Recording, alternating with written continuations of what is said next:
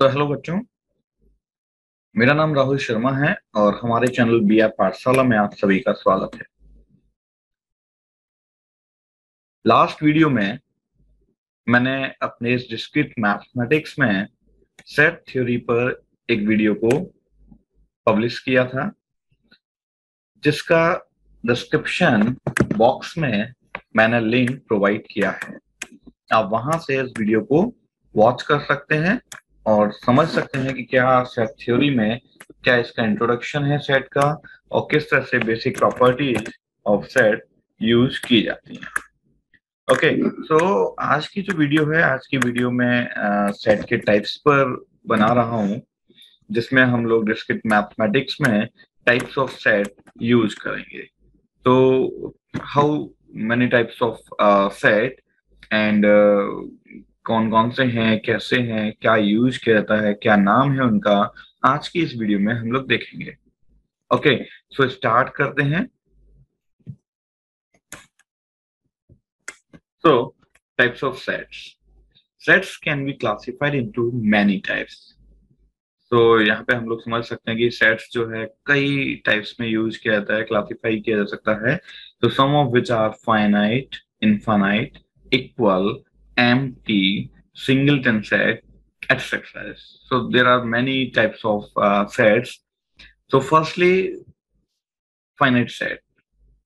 A set which contains a finite number of elements is called a finite set.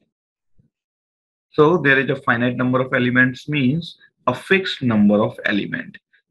ऐसे elements जहां पर हमारे पास fix value होती है कि कितने नंबर ऑफ एलिमेंट्स उसके अंदर हम लोग यूज करने जा रहे हैं, तो ऐसे सेट को हम लोग फाइनाइट सेट कहते हैं। तो for example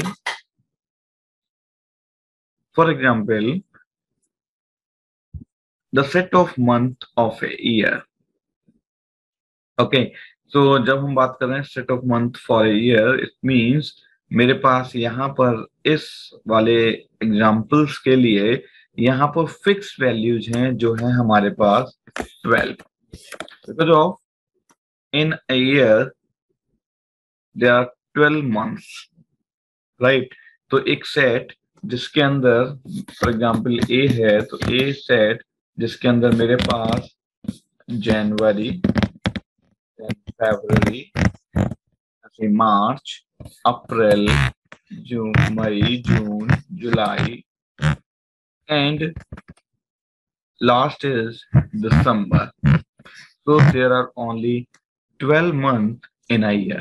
So this is a fixed value, fixed number of element. So this is a finite set. And the second example of finite set is the set of vowels in English alphabet. So you know very well that vowels is only 5. So which is B equals to A, E, I, O, U. So there are only 5 elements, 5 number of elements. So it's a fixed value. Okay, so it is also known as finite set. Okay, so I think finite set समझ में आ गया, right? So next is infinite set. A set which contains infinite number of elements is called an infinite set.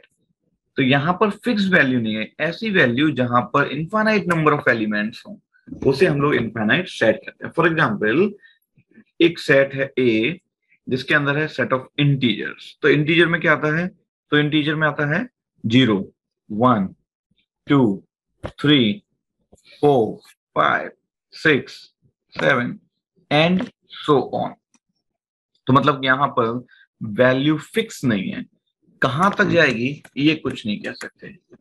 Same v equals to 1, 1/3, 1/9, 1/27 and so on.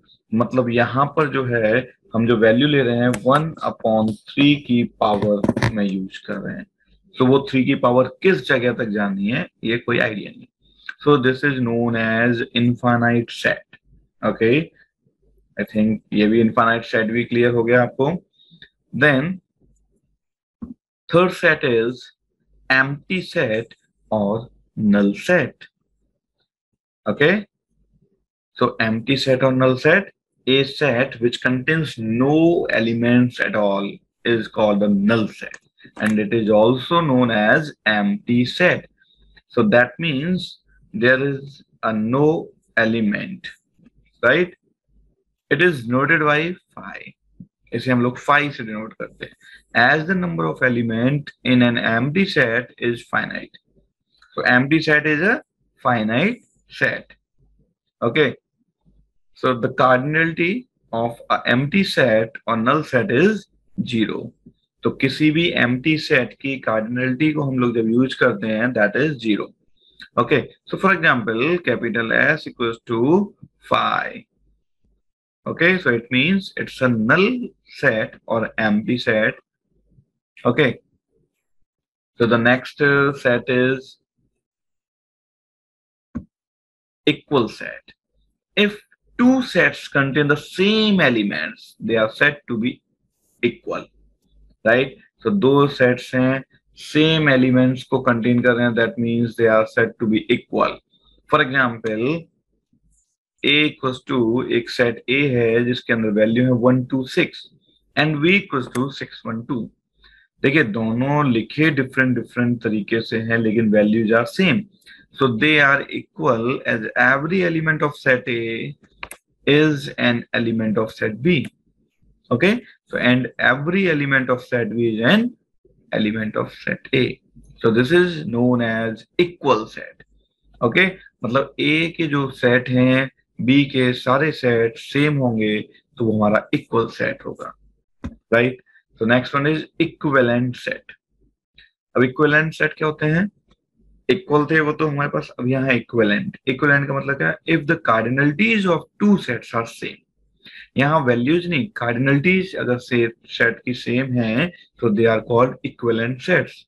For example, A equals to 1 2 6 एक set A है जिसकी value 1 2 6 है and set B 16 17 22. So different है values. देखिए values set of A के जो elements हैं different हैं B से, but they are equivalent as cardinality of A is equal to the cardinality of B.